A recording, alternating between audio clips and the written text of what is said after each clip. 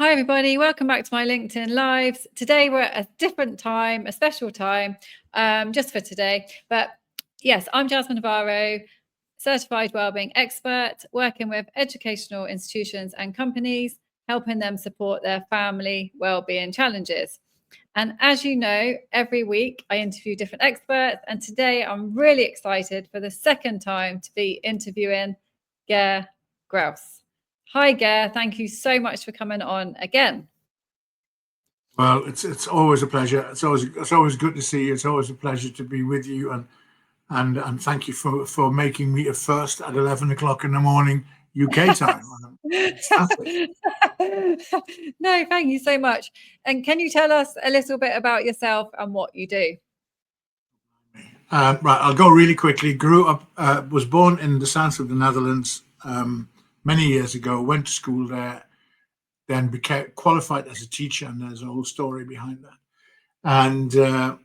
And then because there weren't any teaching jobs available, I stumbled across a job in Norwich, 1 year only, teacher of German. So in 1983, I got on a ferry and went to Norwich, and the 1 year is now 42 years or whatever it is. Oh, wow. So I must be entering the Guinness Book of Records at some point. And then what happens typically is I did 5 years in that school, absolutely loved every minute of it.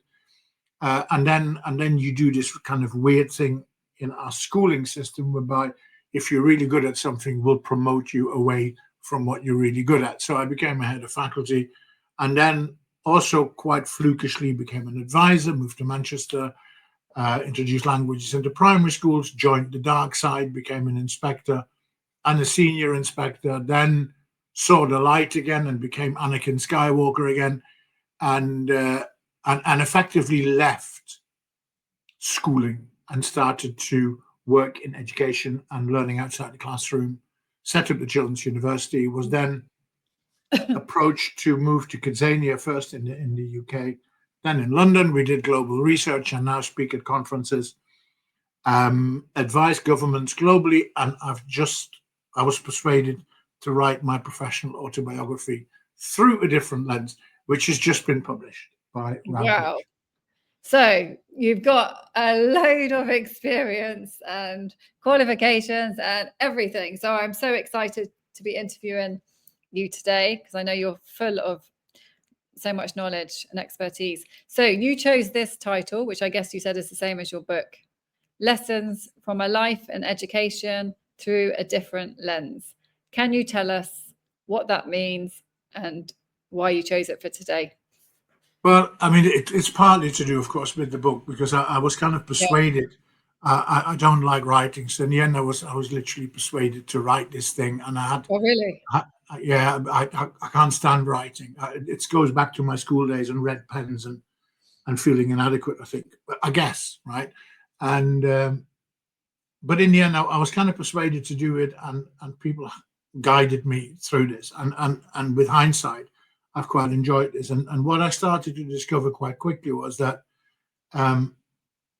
actually, a number of observations. One, we have no time or very little time to actually reflect on what we've done, because we're either too busy or other people tell us what we should be doing. So if you work in the classroom, you've got the national curriculum, and you've got your leadership team, and you've got Ofsted, and you've got the DFE, and you've got X, Y, and Z, and you just go ticking all these boxes.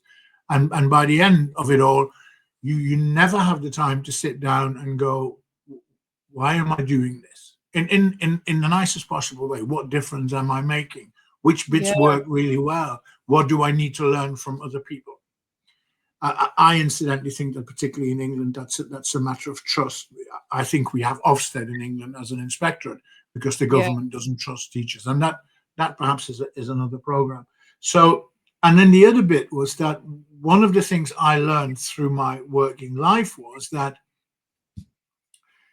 when you have a schooling system, and schooling and education are distinctly different things, when you have a schooling system that is so obsessed with tick the box, teach and test numbers, and where we only know our children by the data and not by insights, how can you personalize if your vista is so narrow.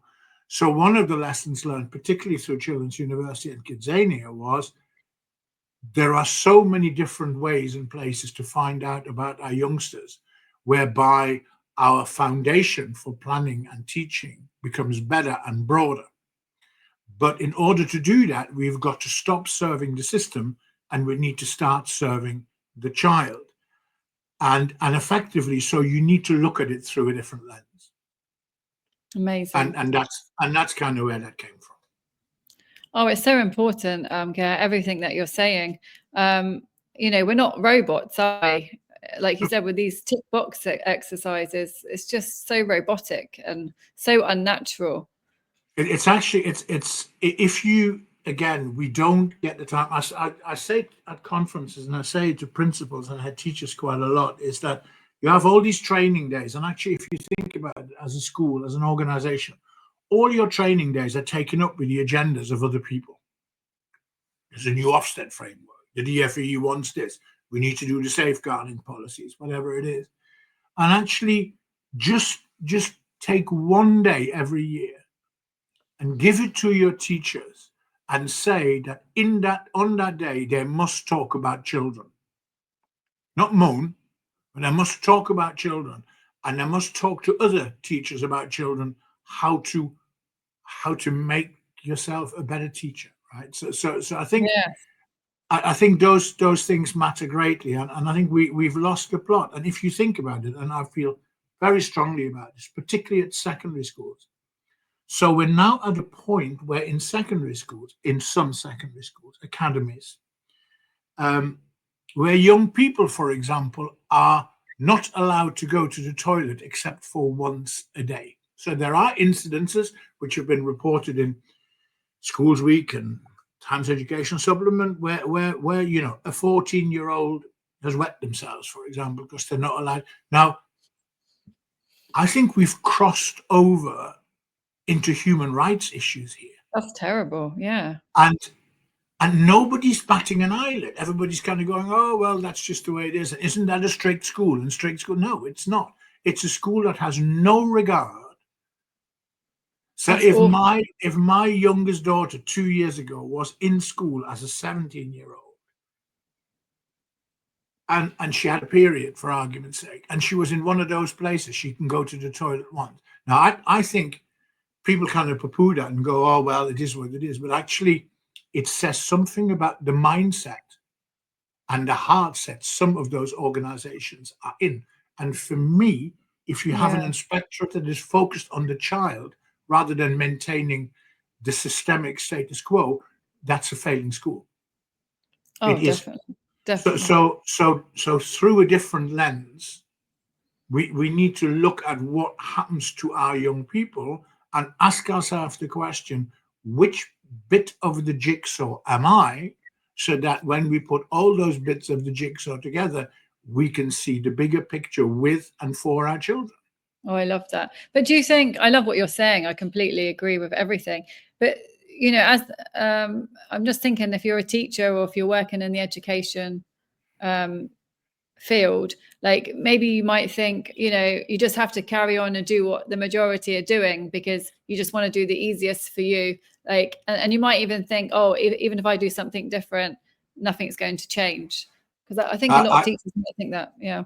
I think it's slightly different. I would argue that in schools like that, and thank goodness they're not all like that, of course, but in schools like that, the teachers are as much victim of systemic bullying as the children are. Oh, yeah. If you don't follow the policy, you need to come into, right? So I think that stuff is, we must not underestimate a number of things. First and foremost, I firmly believe to this day that the vast majority of people who enter the teaching professions enter those because they want to make a difference to the lives of young people. But when you then end up in those institutions, in those organizations, where you're not allowed to do this because everything is top down, there is no trust. My very first school was very different. On my very first day, my head teacher, Mrs. Daines at Taverham High School, just before I went to take the register of my first tutor group 3T. Mrs. Daines asked me to come and see her in her office. So I knocked on the door and she said, come and sit down before you go and take the register. I just wanted to tell you that I'd like you to make mistakes and I'd like you to be able to learn from them. But above all, I'd like you to go and enjoy yourself. I wonder how many Septembers in how many schools that is still the case. And actually, you know what? I did. I enjoyed it so much. I wept buckets when I left. And incidentally, it was Mrs. Daines who 5 years later called me into her office and said, it's time you left. Really? Why? God, what if an instant reaction, right? What have I done wrong? And she went, Yeah. no, nothing, but if you stay, you'll go stale. And I think you have much more to offer. So here's the job you should apply for. I've already spoken to their teacher in the school and have given you a telephone reference. And I do think they will interview you. And wow. And part of this through a different lens thing is that everybody has experiences like that, big and small. We need to stick them in our back pocket. And at some point in life, we need to get them out of our back pocket and go, I remember that. I'm going to do that now. I'm going to be like that. Yeah. Why would you not want to be like that? Right? Yeah. Why would you not want to make your teachers better? So I think in many of those schools, the teachers are also victims. And it's very easy to say, wait, did you get the job? Did you get the job? I got the job, and it was the largest languages faculty in the country, Winifred Holtby School in Hull. It was a huge contradiction because my school in Norwich was a school with 500 children. It was a brand new school, so we grew. And my school in Hull had 500 children in every year group. Wow. And in my school in Norwich, every member of staff knew the name and something good about every child. And in my school in Hull, I didn't know the names of all my colleagues. And one of the lessons learned as part of that transition is that small schools are better for children. And small schools, incidentally, are particularly better for children from disadvantage. Absolutely. If you do not know the name of every child in the school, how can you personalize? How can you claim to know your kids beyond the grade? You don't. And the issue with very large schools is, and people can argue till they're blue in the face, the issue with very large schools is the words economies of scale are used very often. Large schools are a result of an economic decision.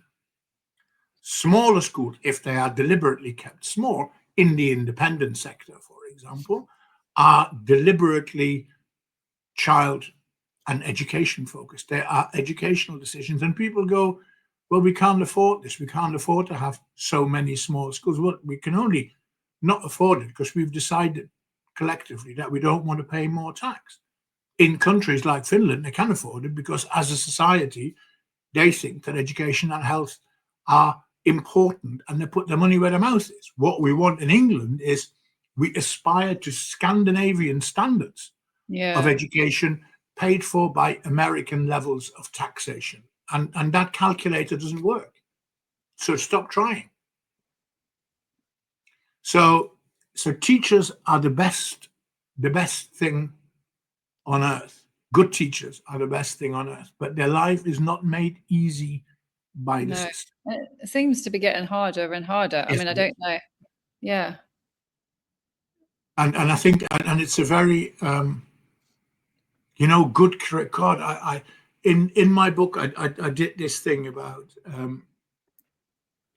you get your favorite. I used to do this as a boy. I used to sit and put together my favorite ever Dutch football team. And I put all these players in. And at some point on a long haul flight, I thought, what if I did that with all the teachers I've worked with? Who would be in my 11? Wow. And why? And I look at that list of 11 teachers, and every single one of them has taught me much more than I've ever taught anybody else. And I remember that I worked with the head of English in my very first school. It's a guy called Richard Taylor. I loved him. And I used to go and stand. He didn't know that until the book was written.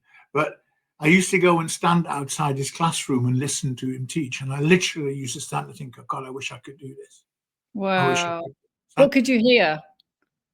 I could hear a man teaching a bottom set Shakespeare last lesson on a Friday.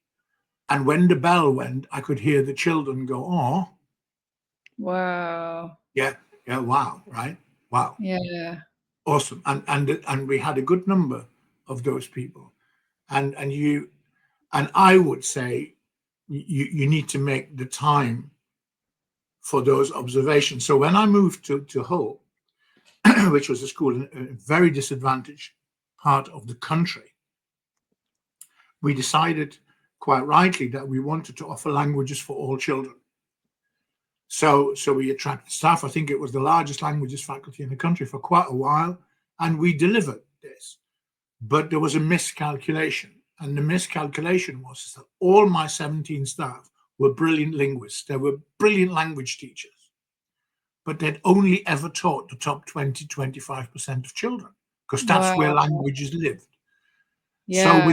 within 2, maybe 3 weeks, I was knocking on the door of the head of English in that school, a guy called Paul Kelly, and basically said, I need all my staff to come and sit in the back of the classroom with your teachers who've taught all children for such a long time. And I need us to become brilliant teachers of children as well as brilliant teachers of the subject. And sitting in the back of those classrooms and seeing those very same children with whom we at times struggled was a brilliant exercise, much better than going on a course, because actually Yeah, you definitely. saw, Yeah. you witnessed wonder, awe and wonder in a classroom, right? Real life experience.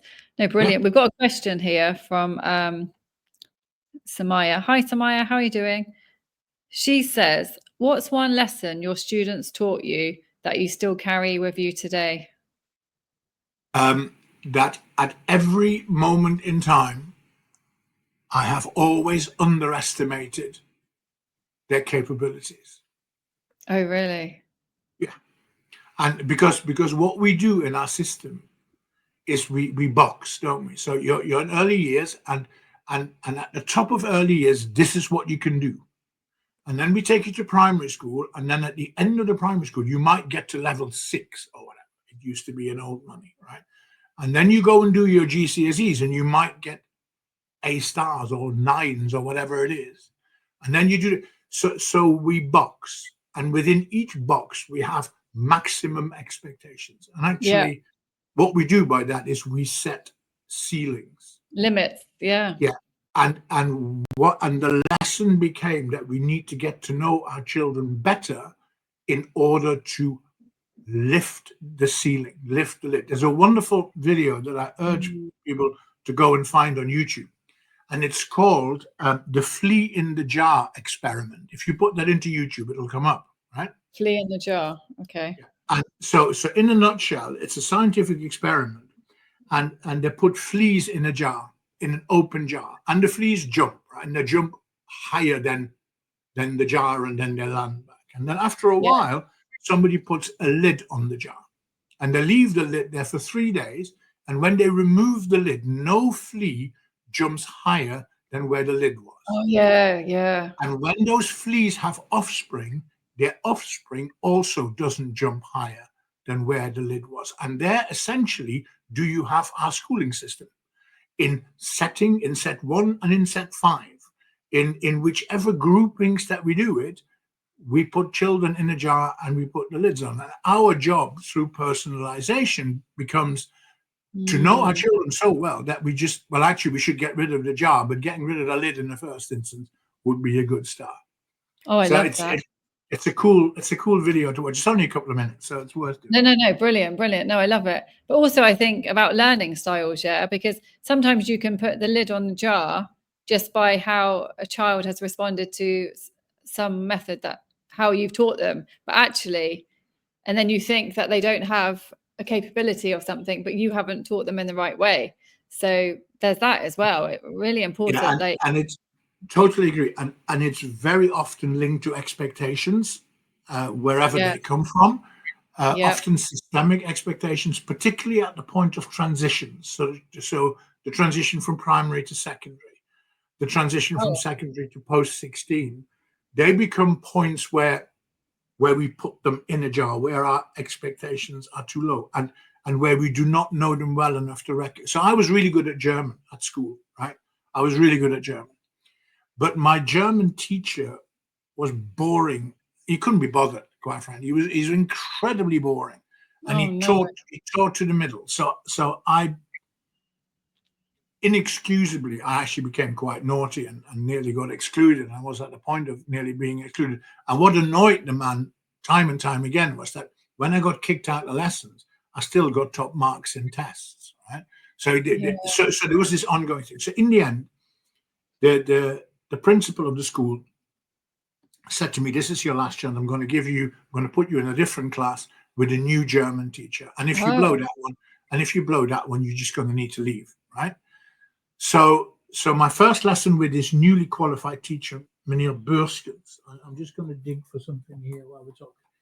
And so for starters, he walked in and he didn't speak a word of Dutch. He only spoke German, and he was really challenging, but engaging. And then about halfway during the lesson, he said to me, "I'd like you to come and see me at the end of the lesson." So I thought, oh, here we go again, right? So hands in my pocket, blah, blah, blah, blah. I went to see him, and he said, he then looked at me and he said, "You're really good. You're really good. You should read." And he went into his bag and he gave me a book. Oh, you still got it? Oh, yeah. And Heinrich Böll, Wanderer kommst du nach Spa. And I took it home and I read it that evening. And the next morning, I went back to school. I knocked on the staff room door. I asked to see Mr. Burskens. And I had my book and I said, I finished it. Can I have another one? Like Oliver Twist, right? Can I have more? And he just smiled and he said, "I've been so hoping you'd come back and do this. So what you need to do now is you must keep this one and always remember me." And then he gave me Wolfgang Borchers Lausen for the tour. I became a German teacher because of him. Wow. But not because his German was so brilliant, but because he made the effort very quickly to get to know me and then took me on my own path. And if you're a teacher, if you're a teacher 50 years from now, let that sink in, right? If you're a teacher 50 years from now, somebody will say your name. It's up to you what they say, but somebody will say your name. And mine to this day is that German teacher. And I was incredibly fortunate that some years later, I was speaking at Bet Asia in Kuala Lumpur, about 10 years ago. And I was given a keynote address. So as is my want, I wanted to check out the room, and there was somebody else speaking before me, and the room was pretty full. And I was just going to go and check what it looked like and what the sound was like. And as I walked in, about a minute after I walked in, the person speaking stopped speaking and basically said, "Ladies and gentlemen, the reason I'm here today is because of the man who's just walked into the room." And it was one of my pupils from Taveram High School, James Neal, who by then had become international director for GL Education. And James will always cite me as one of the reasons why he became a teacher. So 50 years from now, if you're a teacher, somebody will say your name, and I can't give you a more important prize, award, recognition, certificate, whatever, than that one. I was very fortunate to experience it. Which was what did you do when he said that? What happened when you? I cried, right? Did you? Why wouldn't we? And James and I are now constantly in touch. And when the book came out, before the book came out, we were both together again in Kuala Lumpur last October, and he interviewed me about the book. And we had such fun that what was meant to be a 40-minute interview effectively ended up as 4 30-minute episodes because we just had so much fun talking about things. And those, but it's that personalization, right? So make it work for your kids. Now, if Mr. Burskens had said to some of the other youngsters in that class, go and read that book, he might have turned them off, right? Oh, right. Yeah. Not what they Because needed. because it's the personalization that matters, and Yeah. that's where the effort needs to go. And actually, as a He teacher, knew. there is no greater joy. I now understand how he must have felt when I knocked on that staff room door. Yeah. I mean, Yeah. you would go home skipping, wouldn't you, as a teacher, if that happens to you, because you just think, oh my God, this is just amazing. And one of the things I talk about in the book is we need to tell more stories, because every teacher will have moments like that. But because we don't make the time to reflect and talk, everybody keeps them to themselves and gets on with life. But how cool would it be for a newly qualified teacher to hear some of the stories that his or her slightly older colleagues can share? Funny ones, sad ones, positive ones, ones that didn't go too well, right? Because in the end, experience is everything, and that's Yeah. how you learn. And whether you're 100%. a child or whether you're a grown up, that's how you learn. What an amazing story. Hi, Gia. How are you doing?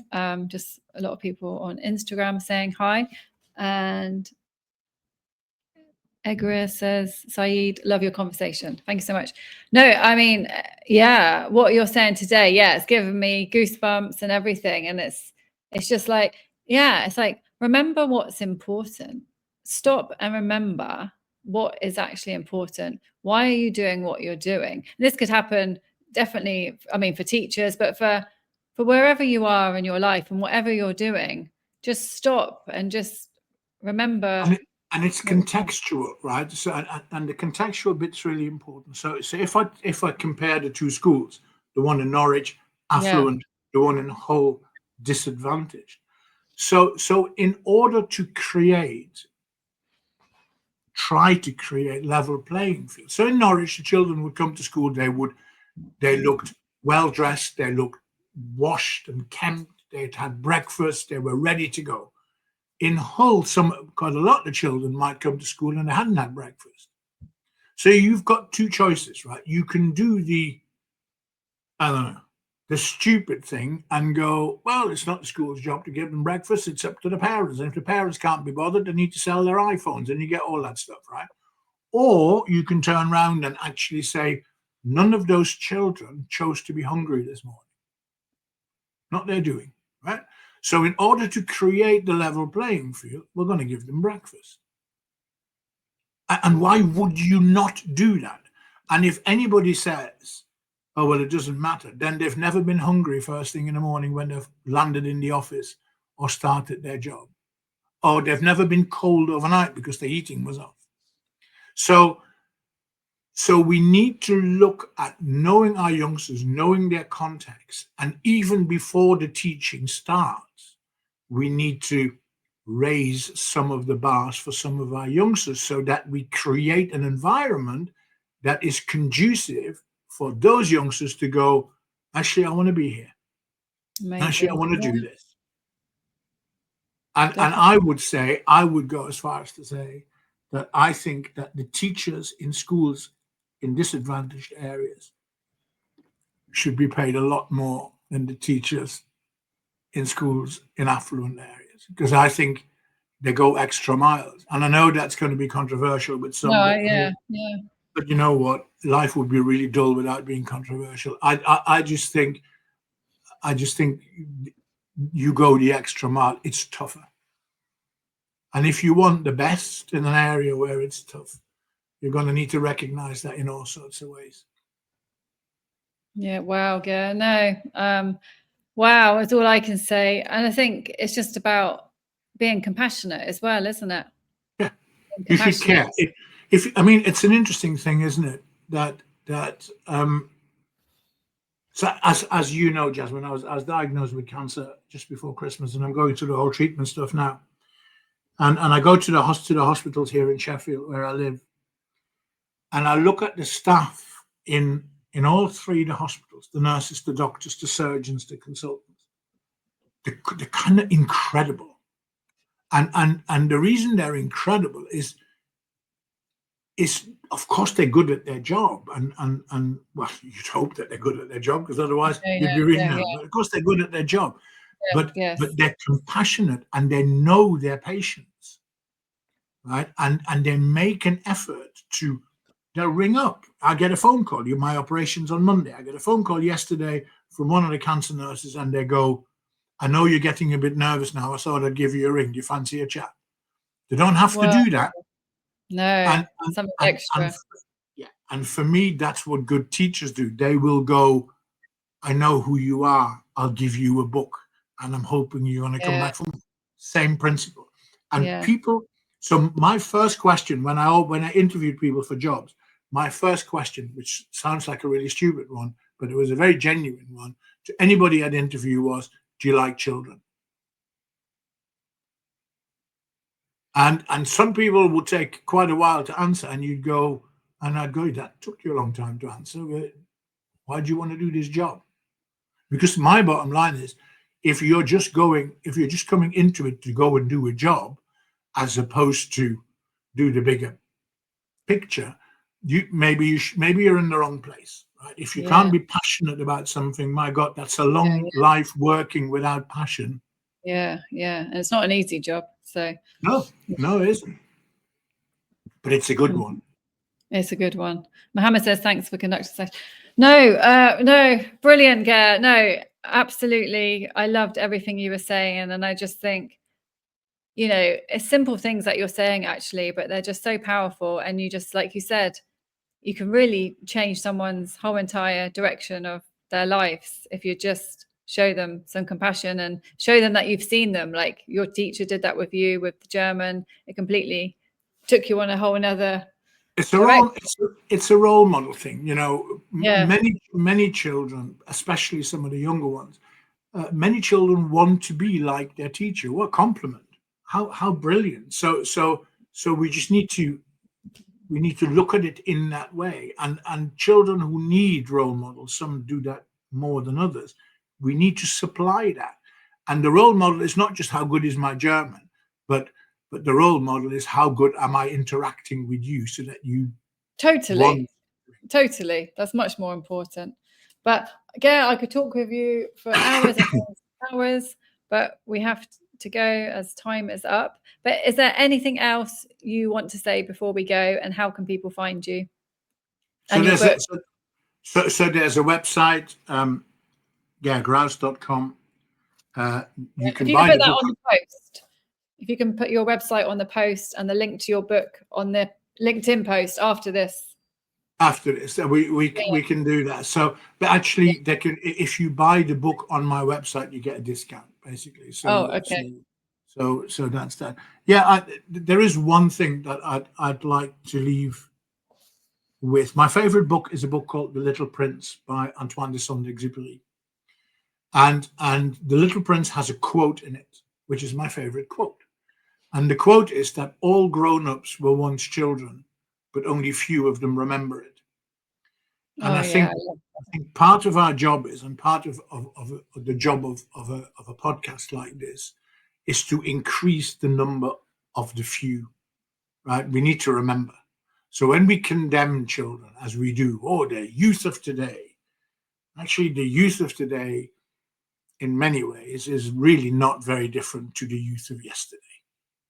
And you better remember it. So when people go, my kids, my daughter comes home from school and immediately she's on her phone and she's ringing, FaceTiming the mates she's just left behind. I did exactly the same 50 years ago, except that the phone was attached to the wall and it was much more expensive to make the calls. Exactly.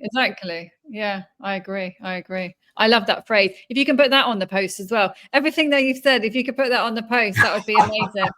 The two links and the quote. But no, thank you so much, Ger. Thank you so much to everybody who's joined us today. If you have any questions or comments, please write them on the post or message Ger directly. And I will see everybody next week at the usual time. See you soon.